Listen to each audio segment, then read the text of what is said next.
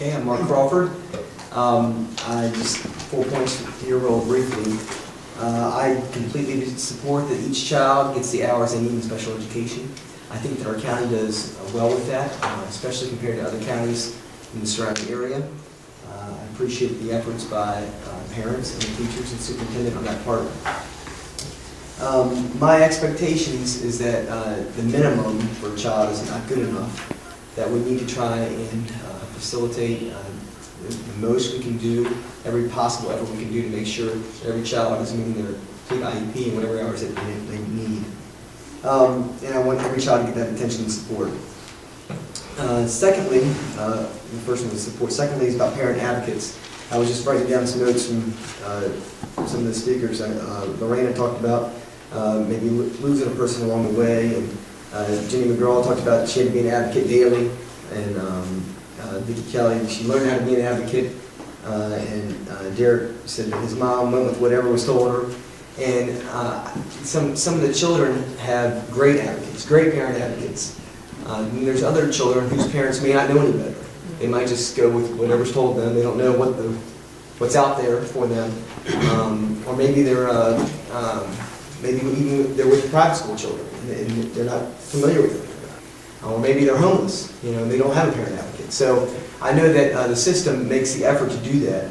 I would want to make sure that we are doing every possible thing we can, not just relying on parent advocacy, but trying to meet the child's needs as much as possible, not having to rely on that. But I just can hear also that that's a very important role, and I just want to make sure we're doing all our part, all the school system can do to meet a child's needs. The third point, the hurdles when it comes to testing and the mandates that come down from the state and federal level. I firmly believe to let the teachers teach in the classroom. I don't believe in a one-size-fits-all education for everybody. I have a problem with the Common Core standards and the Common Core education because it approaches things as one-size-fits-all.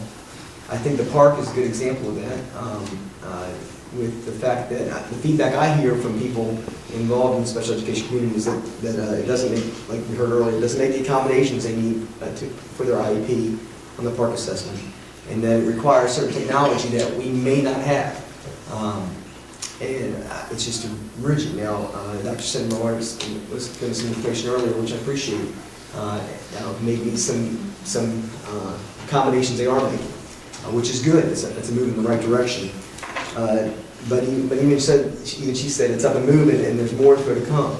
So it's kind of a telling sign all along of the core standards and the career readiness standards that we have it, but there's still more info to come, as opposed to letting us adjust to it, building in teacher recommendations. And I trust the teachers in our county and our superintendents and our staff more than I trust the federal government to tell us what to do. So I'd like to see more local control.